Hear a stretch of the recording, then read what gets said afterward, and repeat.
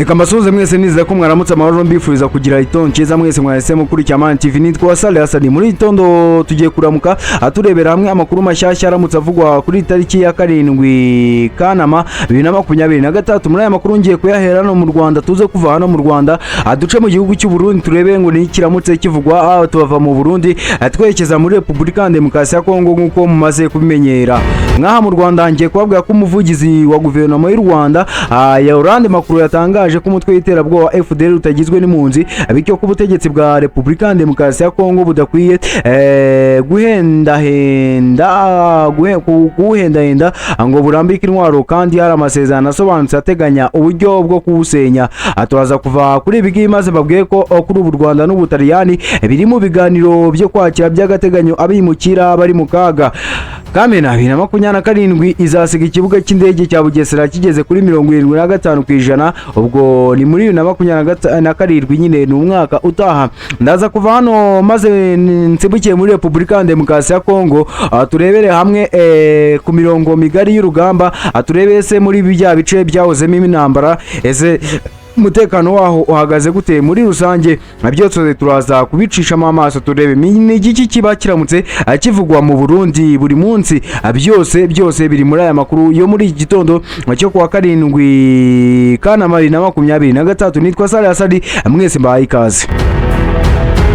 Reka nanzika aya makuru mbabwira ko umuvugizi wa guverinoma y'u Rwanda Yolande Makuru yatangaje ko umutwe w'iterabwoba FDL utagizwe n'impunzi, bityo ko ubutegetsi bwa Repubulika ya Demokarasi ya Kongo budakwiye gukomeza kubuhendahenda ngo burambike intwaro, kandi hari amasezerano asobanutse ateganya uburyo bwo kuwusenya. Hashize igihe kirenga umwaka u Rwanda na Repubulika ya Demokarasi ya Kongo bisinye amasezerano y'amahoro i Washington muri Leta Zunze Ubumwe za Amerika. Leta ya Kinshasa yari yaremeye gusenya FDL mu minsi 90, u Rwanda narwo rugakuraho ingamba z'ubwirinzi, ariko ni byigeze rwose byubahirizwa.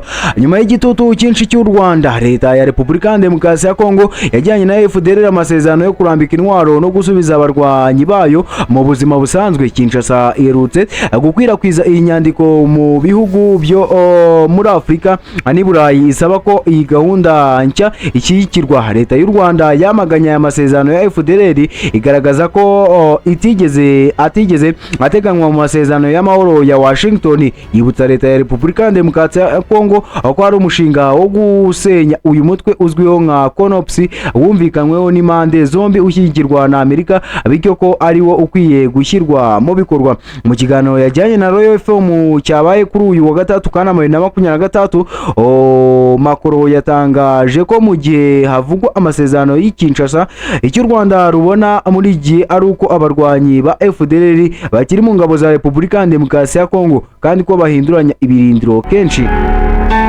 Yagize ati icyo Rwanda tubona kubera ko tubikurikiranira hafi kandi dufite amakuru menshi ku by'uyu mutwe w'abajenosideri FDL gukora muri Repubulika ya Demokarasi ya Kongo, turi kubikurikiranira hafi.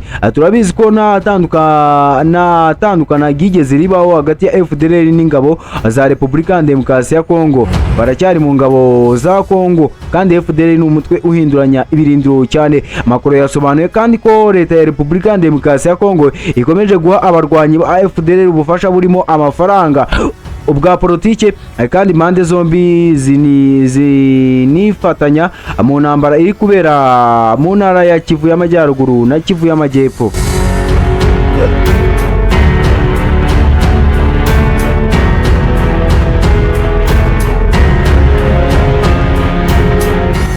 Uyu muvugizi wa guverinoma y'u Rwanda yavuze ko hari umugambi wo kweza FDL kugira ngo ifatwe mu mutwe wa politike, kandi ko uri gutegurwa binyuze mu bufatanye hagati ya Leta ya Repubulika ya Demokarasi ya Kongo n'abarimo umuhungu wa Habyarimana Juvenal witwa Habyarimana Jean-Luc, ndetse n'abandi bahoze muri Leta ya Habyarimana.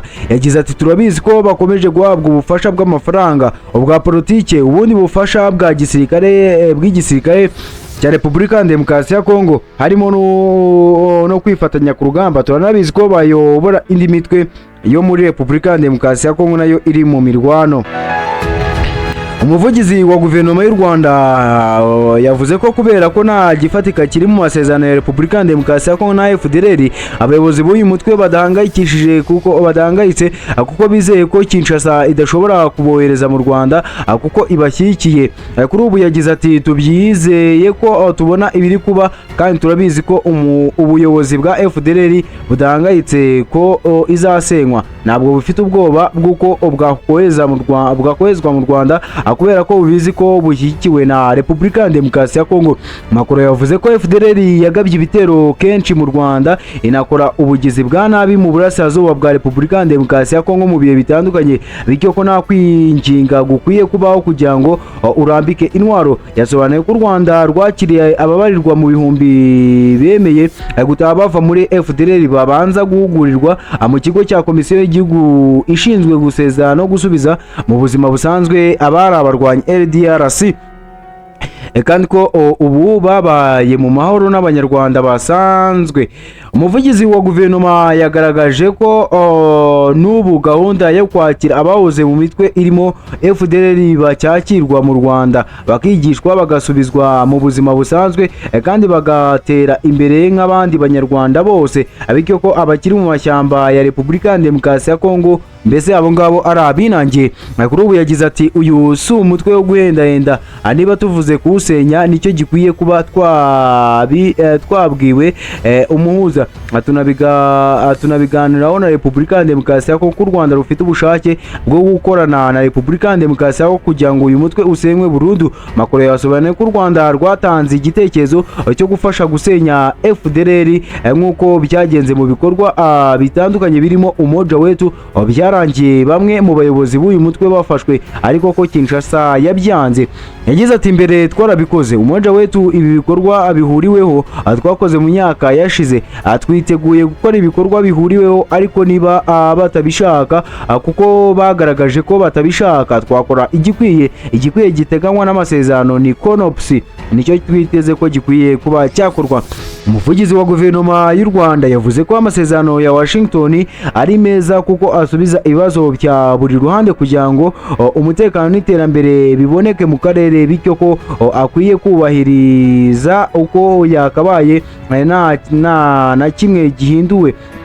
Macron yagaragaje ko abarwanyi ba FDLR atari impunzi ahubwo ko ari abitwaje intwaro bafite ingengabitekerezo ya jenoside bamaranye imyaka myinshi, kuko abashinzwe uyu mutwe ari abagize uruhare muri jenoside yakorewe abatutsi muri Mata 1994. Yagize ati ntabwo ari impunzi, FDLR si impunzi, ni abarwanyi bitwaje intwaro bafite ingengabitekerezo ya jenoside. Irani Macron yatangaje ko kubahiriza amasezerano y'amahoro ya Washington bisaba ubushake bwa politike, ahamya ko icyari cyo leta ya Repubulika ya Demokarasi ya Kongo yabuze kugira ngo isenye FDLR nk'uko yabyemeye mu mwaka washize.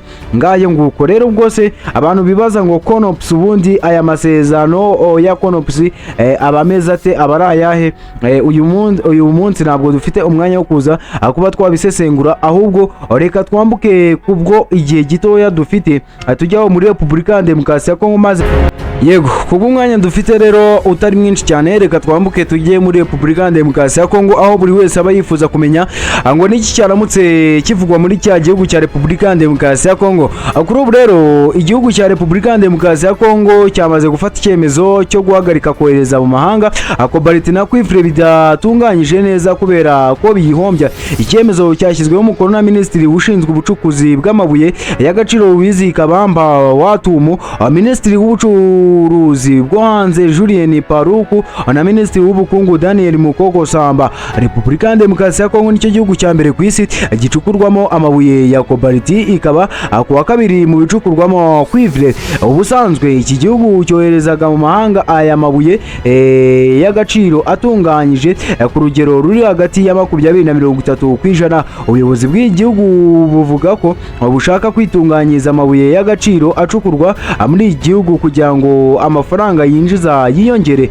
Cobalt ni ibuye ry'ingenzi rikenerwa mu gukora batiri z'imodoka zikoresha amashanyarazi, telefone n'ibindi bikoresho by'ikoranabuhanga. Ubwiyongere bw'imodoka zikoresha amashanyarazi ku isoko mpuzamahanga bwatumye agaciro k'amabuye ya Cobalt kiyongera. Kuri ubu rero cyane ngo ibihugu byinshi biyahatanira kuyagura nyine agaciro kamaze kuba kakiyongera.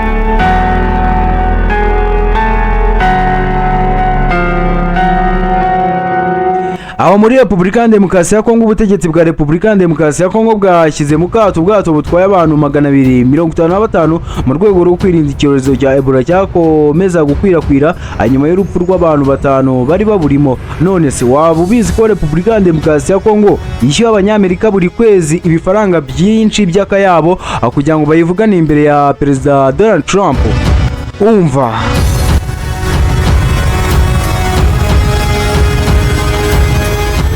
ubutegetsi bw'iyi Repubulika na indimo ndababwiye ya Kongo bukomeje gushora ibifaranga byinshi mu bigo by'abanyamerika kugira ngo bibuvuganire kuri Perezida wa Leta Zunze Ubumwe za Amerika Donald Trump. Muti mu ntangiriro za 2025 leta ya Repubulika ya Demokarasi ya Kongo yari ifitanye amasezerano n'ibigo byo muri Amerika yose hamwe afite agaciro kari hafi ya miliyoni 8 z'amadolari ya Amerika. Intego yari ugushaka uburyo abayobozi b'i Kinshasa bageze ubutumwa bwabo mu biro bya Perezida wa Amerika, cyane ubujyanye n'intambara yo mu burasirazuba bwa Repubulika ya Demokarasi ya Kongo n'igitekerezo cy'amasezerano y'ubufatanye mu bucukuzi bw'amabuye y'agaciro.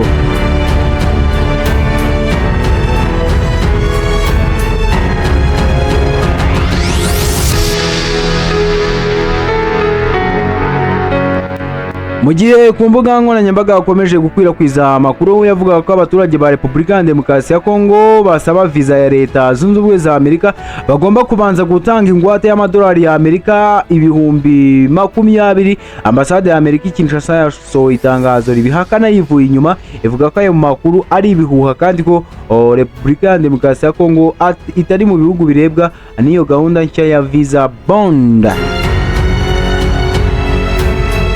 Yemwe ntabwo uyu munsi turi buze kurambirana ngo tuvuge byinshi, ahubwo munyemerere dusoze mu gihugu cy'u Burundi. Reka nsabe abantu bafite ahantu bahuriye n'igihugu cy'u Burundi bajye banyandikira kuri izi nimero, abantu bafite amakuru ya hafi abagenda bageraho kugira ngo njye bagezaho amakuru meza kandi yizewe aturuka hariya mu gihugu cy'u Burundi. Mbasabe mujye munyandikira kuri izi nimero 079 32 30 856. Izi nimero ziri kuri WhatsApp. Ubwo rero reka nsoze, ese ubundi mugira ngo niba guverinoma itangiye gushishikariza abavuye mu byabo gutahuka, muzi ngo umutekano buri hano ugiye kuba wajya ku murongo hariya muri Repubulika ya Demokarasi ya Kongo. Hari n'abavuga rwose, reka mbabwire mbere yuko nsoza mfunga iyi dosiye yo kuri uyu wa 7. Uyu munsi ni kuwa 5 ni tariki 7 z'ukwezi kwa 8 2023. Mbere yuko rero mfunga dosiye zaho, reka babwiye ko kuri ubu ngo guverinoma ya Repubulika ya Demokarasi ya Kongo yatangiye gushishikariza abavuye mu byabo gutahuka mu gihe Kisekedi gihanganye n'ibibazo bikomeye by'umutekano n'imiyoborere. Muti bimeze bite mu gihe iyi Repubulika ya Demokarasi ya Kongo ikomeje guhangana n'ibibazo bikomeye by'umutekano mu bice bitandukanye by'igihugu, cyane mu burasirazuba? Guverinoma yatangaje ko hari intambwe imaze guterwa ishobora gutuma bamwe mu baturage bavuye mu byabo batangira gusubira mu ngo zabo buhoro buhoro. Ibi byatangajwe kuri uyu wa 5 tariki ya 5 z'ukwezi kwa 8 n'umunyamabanga wa leta ushinzwe ingabo Elieze Nambwe wari mu ruzinduko rw'igenzura mu gace ka Maruku mu mujyi wa Kinshasa. Uyu muyobozi w'ingabo yavuze ko umutekano uri kugaruka buhoro buhoro nyuma y'ibitero byagabwe n'umutwe wa Mobondo, bityo hakaba hateganywa gahunda yo gusubiza abaturage mu byabo mu buryo bugenzuwe kandi burimo ingamba zo kubarindira umutekano. Nyamuna reka nsoze reka bashimire mwese tubanye kugera kuri uyu munota, gusa mutaza kujya kure ya Mani TV, ahubwo wowe icyo nakubwira andika izi nimero tuze kuganira kuri WhatsApp, umereza amakuru mashyashya, ariko by'umwihariko abantu baturuka mu Burundi mujye mumereza amakuru avugwa i Burundi. Ubundi namwe mugume ku murongo wa Mani TV mukande subscribe kugira ngo amakuru n'ibiganiro tubategura bijye bikugeraho buri kanya. Ntabwo turaza neza, ariko ndizera ko uburyo tubagezaho amakuru bubanyura, kandi rwose mujye muduhereza ibitekerezo uko mwumvamo ibintu. Nitwa Sahasani cyangwa se mani reba sari wowe icyo usabwa no gukanda subscribe ubundi ukabana nanjye kuva ku ntangiro ukagera ku musozo. Reka ngaruke mu kanya aturebera hamwe n'andi makuru abagezweho.